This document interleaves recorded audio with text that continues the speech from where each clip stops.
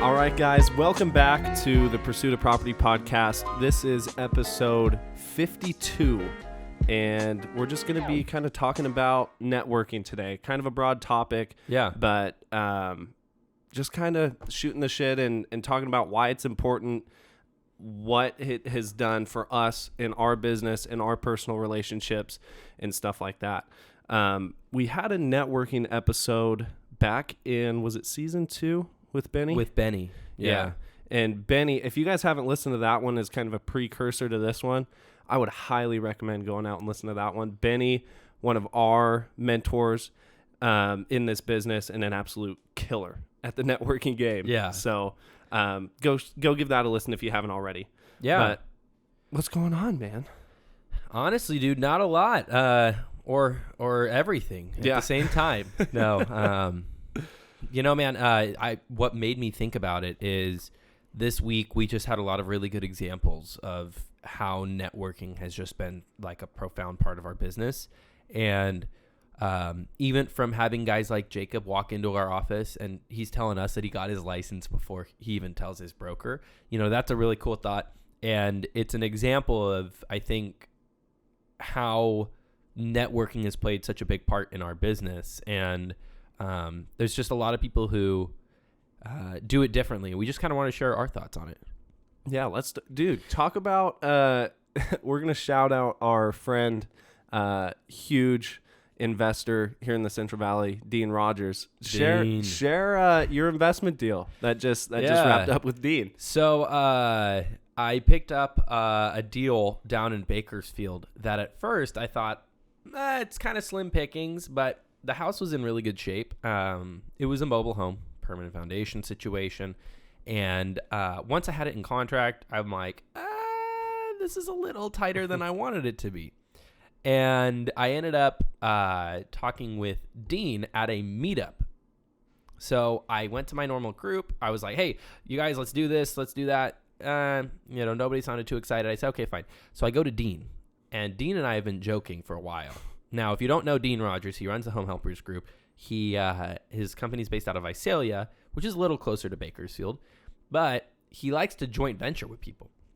And I said, hey, Dean, you've helped me with all these things. We've never done a deal in 4 years. This is the one. So I threw him the deal. 3 minutes after he looked for somebody, he found a buyer. And so what ended up happening was he and I partnered on it, and we ended up closing the deal, and I just wrapped up, and I'm getting a wire while we're talking right now for a deal that, you know, I might have made the same amount by myself, but it was really cool being able to make them money too. And, you know, my team member got paid. It's a cool situation where had I not had that network, you know, who knows what I would have done. Yeah. And point number one, I mean, that meetup was one that was hosted by our friends Stratton, Jason, and Dean. Right. And then they had on Henry Washington. Yeah. So, I mean, I remember looking on Facebook or Instagram or something and everybody sharing the stories. I think they had 200 plus people, standing room only. There were so many people. And that's the first point, right? Like there's these events going on at that one specifically hosted by those three buddies of ours once a month, right? It's not always once a month, but between the three of them, there's at least once. Oh, yeah, between three of them, because Stratton's got his own one that he hosts over downtown at his office, right? Yep.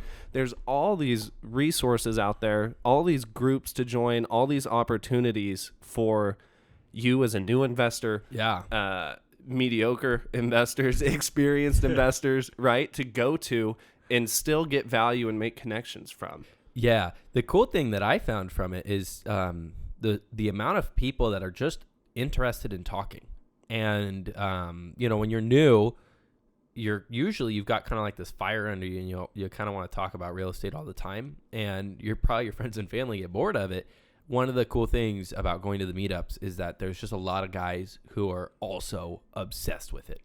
And a lot of the investors who you might not see, you know, just by calling or texting because they're very busy, they make time to go to these events. Yeah. And if they're making time and they're very successful in this business, you know, it's not because they're trying to go pump their, you know, ego out at these meetups. It's because they know that networking is a huge portion of their business.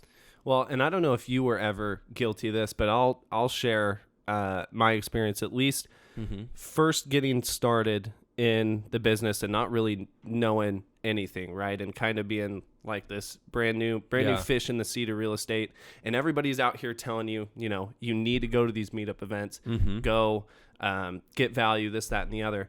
But as a new investor, as a new person trying to get yourself out there and not really know where to start, it can be super intimidating. Yeah. Especially your first meetup event or anything like that. And it's very easy, at least I found, I remember the moment I'm thinking of too, at my very first meetup, it's very easy to catch yourself in the networking part after everyone's done to kind of just be standing there shuffling your feet, right? And not kind of uncomfortable, but you have got to get talk to somebody. I guarantee you it doesn't matter how new, how experienced you are. There's going to be people there who want to talk to you, who will get value even from you and value that you can bring to them. That's the whole point. Yeah, and talk to people you don't know. One of the problems I had was not just standing there and shuffling my feet. I just went and talked to the guys I knew. And, when you do that, your sphere just kind of stays the same. This last meetup, I went and talked to probably 20 people I've never met before and kind of grew that influence. And it's cool because I went to just lunch yesterday with a guy who I had met at a meetup. And now we're doing a real estate deal together. And then, people like Dean. I wouldn't know Dean because he's not in Fresno. Had I not gone to the meetups and had friends who introduced me. So, yeah, go to these meetups and the important part, I'm not going to say that the topic isn't worth listening to. Yeah. A lot of the times the topic is a deep dive into something that is very minute. It's a very hands-on thing. Afterwards, talk to as many people as you can because that's almost more important, in my opinion, than even attending that lecture. Because getting to talk to the people, that's how you get your name out there with people. And that's when you have a deal. When you call them and you say, hey, this isn't my first time talking to you. Yeah. I actually was at that meetup 2 months ago. I have a deal. People are going to be much more willing to partner with you that way. Oh, 100%. So that's kind of one networking avenue, right? Is all of the meetups, meetings, masterminds, whatever you want to call them, right? But our buddy Stratton made a really good point when we had him on the podcast last week, which was you can also network, either as a new investor or us. We hit up more experienced or higher up guys all the time, right? But you've got to come in, if you're planning on networking or reaching out to some of these investors, you've got to come in with specific questions. You've got to come in with intent. Yeah. Because you can't just come in with no, trail on what you want to ask and what you want to do. So that's another, I would say, very important part. And we talked a little bit about that with Stratton last week. Yeah. Yeah. Social media is a super powerful tool. You meet a lot of these people at these meetups or just in passing. Adding them on social media and keeping up with them is an important part. But yeah, we DM people, we text people, we reach out to people all the time. The key is what Stratton said last week and what you're saying now, which is have a reason and do your best to be respectful of people's time. I mean, obviously you're reaching out, you're gonna need some time, but don't reach out and just kind of shoot the shit with them unless if that's what you want to do. If the timing is right, great. Just don't bother them all the time with it. But usually what we end up doing is hey, I have this property. I have this question. Can you help me with this? What would you do? That's it. And usually I get a voice memo back. Yeah. That it's a little voice text back. It's yeah, man, you need to go do this, that, and the other. Done. Yeah. And dude, that reminds me. I want to share a super cool story. This guy, I'm going to shout him out. Jake, if you're listening, Jake, I want to give your story real quick. So Jake is a listener of the podcast. He DM'd me yesterday, and I actually met with him maybe a month, 2 months ago. I think you were out at an appointment, but Jake had DM'd on Instagram, was like, hey, man, came with intent. He was like, hey, I really want to meet and ask you about XYZ. I know you guys have talked about your office hours. I'd love to pop by and do this. So he comes in, newer investor, working for somebody else, kind of generating deals that way, but really trying to find his first deal. DM'd me yesterday, said that he has his deal locked up, and he is going to be making a $16,000 profit from his deal. No shit. Closing in about, I think he said the end of the month. So, dude, Jake, if you're listening, that is the textbook example of somebody who networked with intent, took action, and now is seeing the results for his first deal. Dude, Jake, we got to have you on to talk about your deal, man. Yeah. Crazy cool. Crazy cool. Yeah. No, and I don't think it's a coincidence that like the better you network, the more deals come in from your network. Oh, yeah. So one of the things that was important to me was talking to like even my friends and family about the investing side, because people thought I was either a realtor or an investor, and I'm like, look, I kind of do both. Yeah. And last year alone, I got really good at talking about the investing stuff on social media and talking with my friends and family and talking with their friends and their family, right? When I went to any kind of event, I'm just kind of hanging out, but practicing what I learned at the real estate meetups, I would go talk to the people I didn't know. Well, come to find out, those are the people that end up bringing you a lot of deals. And so last year I had 6 deals come in from referrals, and all of them are huge profits because you have no competition. Yeah. Which is part of what we wanted to talk about, which was the power of the network and competition versus collaboration situation. Yeah. And this is, we've got so many examples specific examples that we can talk about, and maybe we'll get into a few. But I can think of one example right off the bat. We were back on, this was way back. I think we had just moved over to Keller Williams. We were still part of the Clayson group on the team. Manjot, which was one of our old team members on the Clayson group, and I noticed that we had both been talking to the same lead. We had both gone on an appointment to this seller's house, an investment appointment, right? And instead of both of us trying to compete and edge out against one another, we're like, dude, look, we hash things out. We're like, dude, we kind of hit him at almost the same time. Let's make sure that we don't compete and then both of us end up losing it and somebody else comes and gets it. Let's work together and get this thing freaking locked up and put it and make a deal happen. And we did 2 deals together that way. And you have another one locking up right now. Yep. Crazy. No, and that's the interesting part. What I was going to say about it is that also, like, I can think of times where, we went up against other realtors we knew. Yeah. And it's really interesting to be able to provide non-competing offers. Hey, this guy will list it for you and you will make X, or I will buy it from you and you will make Y. And I can think of times that realtors came to me to do that, where they said, hey, can you just come make an offer on the house? And I'll the realtor wants to list it. That gets a certain price. Or if I lock it up, I give them a price, right? Perfect example. That's where collaboration comes in perfect. Perfect example is, and you'll remember this example too, is I am out meeting a seller on an investment appointment for, it wasn't a triplex, but it was like 3 houses on one lot. And out of nowhere, a couple minutes after I get there and I'm talking with the seller, Darren Wade on Strive shows up. Yep. And Darren is working with the seller on a listing option. That's what they had been talking about.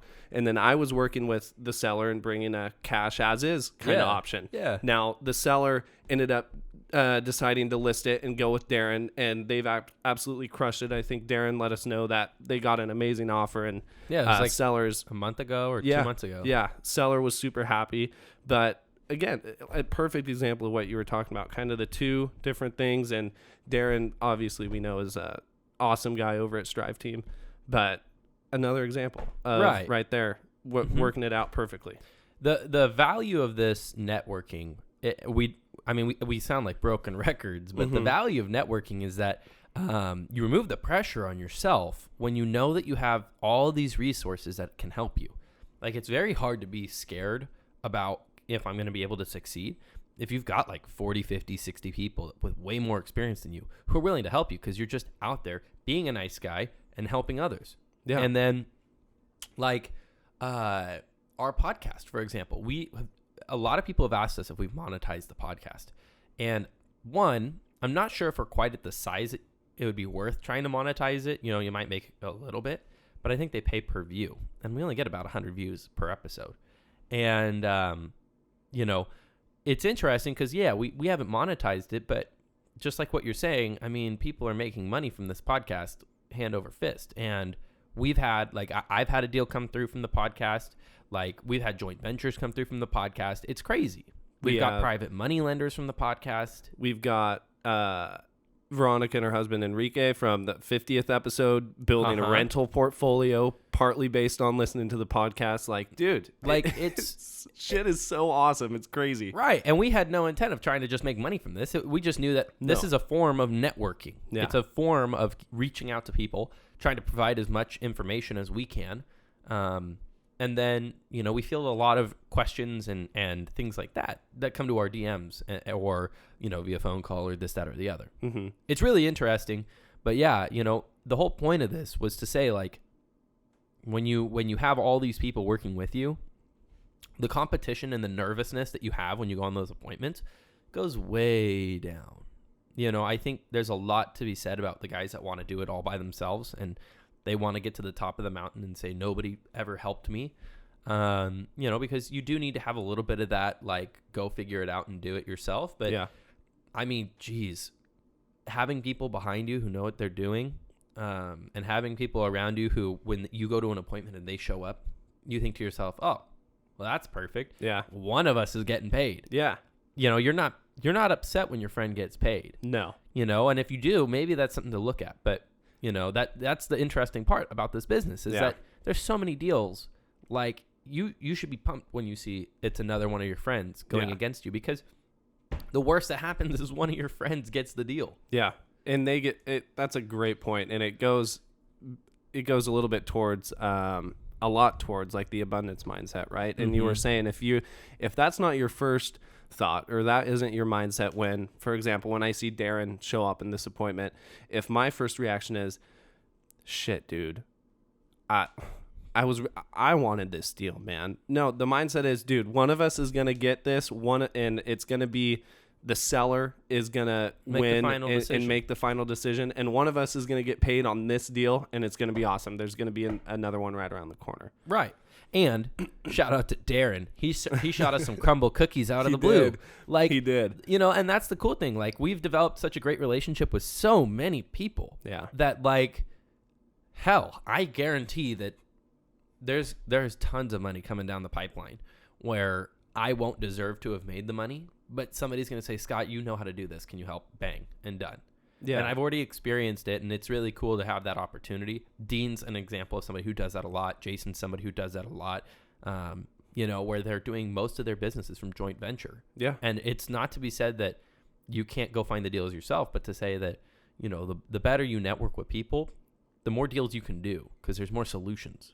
The more deals you can do, the more solutions you have, and the more problems that you can solve. Right. Right. You don't have to be the expert. Yeah. And I'm thinking of people out there who, more on the newbie side, who, with just adding networking with intent, that if you have a deal come up, you are way more likely to succeed in locking up that deal and profiting from that deal if you have people you can go to or joint venture with for whatever reason. If they're bringing the private money and you're bringing whatever it is, right? You have a so much higher likelihood of succeeding than you coming across something that's an actual deal and you're here by yourself like, well, crap, I don't know what to do. I can't do this. And then boom, it's gone. Right. You all because you were too shy to go talk to people before you had the deal. Absolutely. Yeah. It's mind-boggling to me. And you know what? I think that there's a lot of people out there who are uncomfortable talking to people who I think fail to remind themselves that once you become friends with people, it's not hard to talk to them.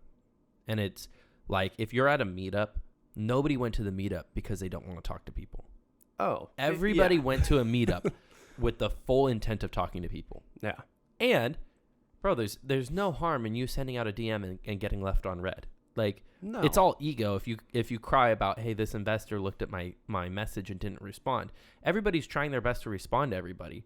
But, can you lie and tell yourself you've never missed a text? Yeah. So, yeah, I mean, reach out with intent. And then when that deal comes along, say you're nervous about, okay, are my numbers right? How do I handle the appointment? What contract do I use? How do you get it into escrow? What escrow officer do you use? How do you find the end buyer? How do you even flip a house? Who's the contractor that I know? These are all questions that could be solved from just knowing people. I mean, that who, not how mindset needs to be part of your setup. Yeah, and it's important to remember too, and I'm sure a lot of, this is where like Stratton was coming from, was saying reaching out with intent, is because it's a waste of both people's time if the conversation it just doesn't go anywhere because there's no intent behind it. But it's really important too, and the point I want to make is for the people who are kind of more hesitant or more shy, or if you're just relatively an introvert by heart, Yeah. right? You've got to remember that when you're going to these meetups and you're feeling nervous to go out and talk to somebody, even if you know of the person, a big investor, Right. Right? They were all where you were at before. There's people we know bigger than us that have been in our spot. There's people less than us where we've been at that spot or less or even lower, right? Yeah. We've been there. Newer. Yeah. And that's important to think, man. Most people are willing to help and answer your questions and network with you. I mean, there's going to be the handful, the sour bunch who There's bad apples in every group. and there's nothing you can do about it. But most people are willing to help because they know where you're at. And at least, with our podcast and where we're at, and we have people asking us questions, I'm like, dude, I would love to help you any way we can, because we were there too. And now we're just two dudes throwing together a podcast trying to push out value in content. Yeah. You know what I mean? Now, this is how I pitch to get us free lunch for the rest of the year. One of the best ways that I found to network with guys who are really busy is take them to lunch close to their office, buy their lunch. When you do that, there's a couple things that you got to think about. One, when you reach out and you say, hey, can we do lunch? Say, hey, are you free on, pick 2 dates. It's just like closing an appointment. Hey, are you free on Tuesday or Wednesday at 12 o'clock or 11 o'clock for lunch? By your office on me, 30 minutes to an hour, you let me know. Something like that, where you set essentially when, where, and how long. Because one of the problems with lunches is that they go long. They always go long. So as long as you set the expectation, hey, I'm only going to take an hour of your time, and I want to talk about this specific thing.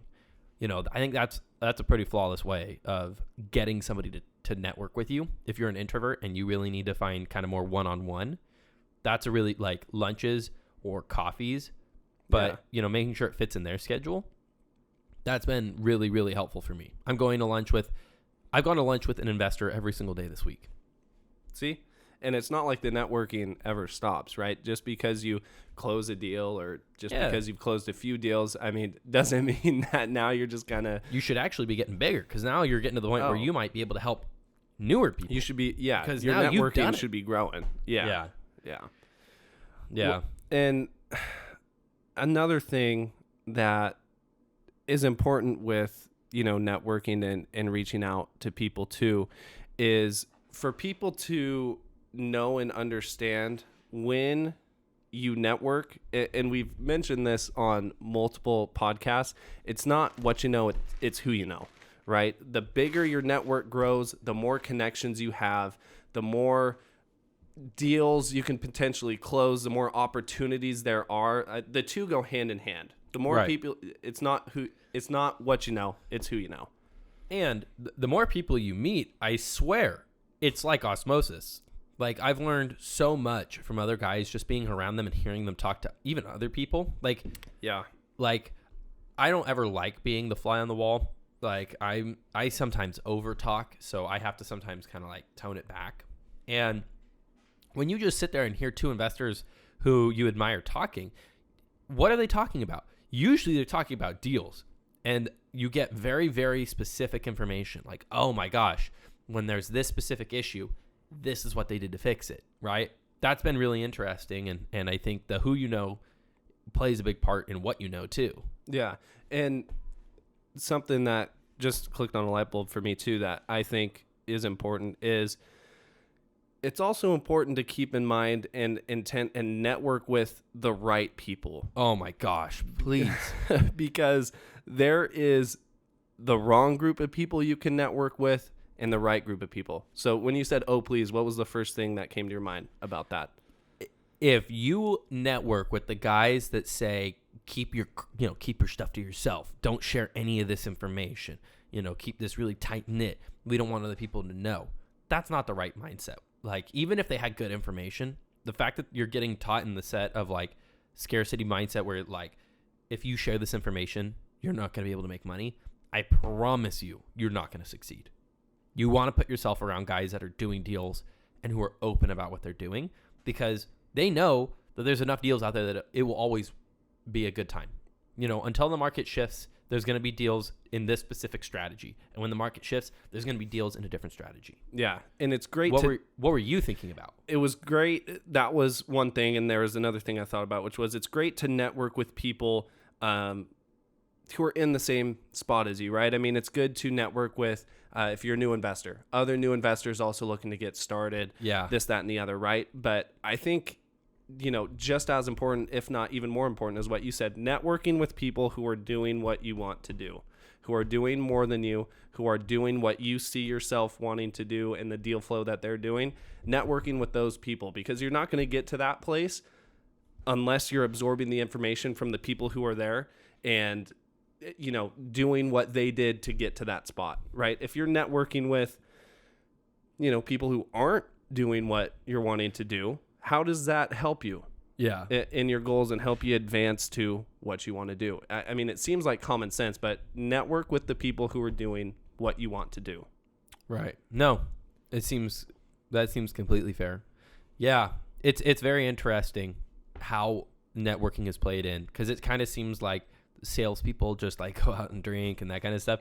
And you always make fun of the sales guys who like all they do is just go out and talk to people. But there's a reason why that works. And in our industry, it's not necessarily going out to drink. It's going to educational events, because our industry, especially the investing world, changes at such a rapid pace because innovation, you need to be on top of the innovation side, and you need to also be on top of who's in the business, who am I working with, who am I competing against, who am I most likely to go to if I come up against this solution or this problem. And when I meet a seller who doesn't fit my model, but who has motivation or has a need, who can I refer them to? Like, we just had one this week where I talked to a seller who wants to sell, but for one reason or another, we weren't a good fit. And it became very obvious to me that this is not going to work out, even if my offer price was right. And I said, well, how about this? Why don't I refer it out to somebody else that we know? And I called up my boy, Mike Butler, and Mike was doing his podcast. Right after his podcast, he shot me a call, and he set the appointment. He's signing it on Friday. And guess what? He and I talked yesterday. He's going to Dean with it, because Dean already ran the numbers and said, I got a buyer for it. So I give it to Mike. Mike goes to Dean. 3 of us get paid on a lead that, if I didn't know anybody, would have gone back to just some random person. Going from 0 to a triple win. Win-win-win right there. And I make less, but I wasn't going to make any had I not referred it. Yeah. So that's another just example this week of how much the network matters. If you're listening to this and you find a deal and you think to yourself, who can I call? All these guys that we're mentioning are great options. If you want to call us, we're welcome to make warm introductions or try to help you ourselves. And just keep in mind that whenever you work with somebody like this, you come up to a split agreement. We don't always talk about this, but it's, I think, important. Of course. When somebody helps you and you find the deal, that's a big part of the money making, right? But always go with the understanding that you're not going to make the same amount, and that it's kind of like paying for your education. sometimes you got to remind yourself, like, this is a very low barrier to entry business. For you to get really good, you need to, get a little bit of education going. And sometimes you pay for your education.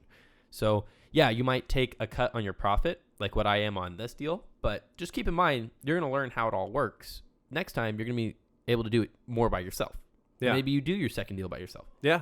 Like Jake, who's going to make $16,000 on his first freaking deal. Yeah. By himself. By himself. Which is killer. Yeah. Like, and at least I know I speak for us on our end. Like, the example you brought from our boy Hugo, who you guys did the JV deal together. And if I'm not mistaken, he was a listener of the podcast. You guys had connected before. Yeah. And you guys did a split. He found the deal, brought the thing, or his clients brought the deal, right? But then us, or you in this case, showed him from A to Z the ropes on handling and managing the entire deal. Yeah. Which I'm sure if we went and we asked Hugo if that JV deal was worth it to learn the A to Z's of the entire deal, paid more than he would have made in a commission. I guarantee you he would say it'd be worth it 10 times over, and he would do it every single time. We would do it every single time. I still do it. We still do it. I literally just JV'd a deal, and I've done last year I did only 6, but the year before that I was part of 22 deals. Mm-hmm. Plus, we're selling real estate full time. This is my life. It's not like I couldn't have handled that escrow and that deal by myself. But the fact that I was going to make the same amount and Dean was going to make the same amount, bro, why wouldn't I do that? And get to continue to build on that, not only friendship, but professional relationship too. I got out of the friend zone. Not all of you might understand that, but we're going to shout it out real quick. Dean has something called the Friends with Benefits program. If you partner with him and bring him a deal, you are now part of the Friends with Benefits You get program. a Yeti mug, a t-shirt. Most importantly, you get to call yourself more than friends with Dean. And if guys that size are making rewards programs for stuff like that, yeah, I get it. He made way more than what that shirt and that Yeti mug are going to cost. Oh, for sure. But he didn't have to do that, bro.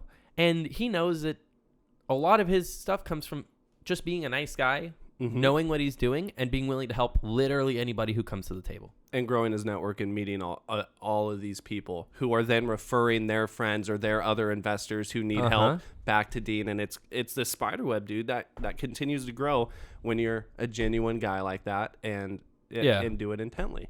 And you look at Jason. Jason did the same thing. Same thing. All of this to say, massive action is important.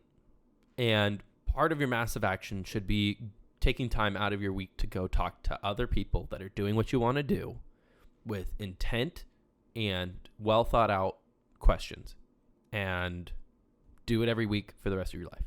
You can listen to all of the podcasts. You can watch all the YouTube videos. You can do all this stuff, which is helpful. I'm not talking down on it. You can do all of that. But if that is the only thing you're doing to advance your growth, you are not going to grow. You've got to go out there and take the massive action and network. And it sounds freaking repetitive and obnoxious sometimes and redundant, but we would not be saying this and repeating it and drilling it if it weren't true, right? And if we haven't seen the benefits and everything that has come from it.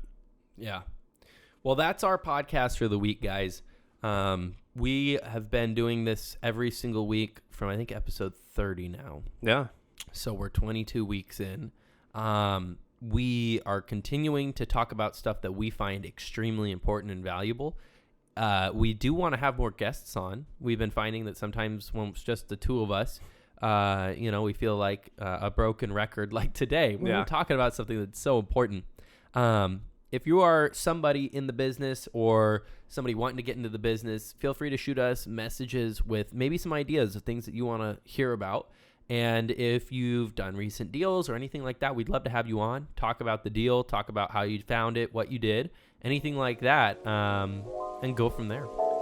Awesome. Thanks, guys. We'll see you next week. Thanks.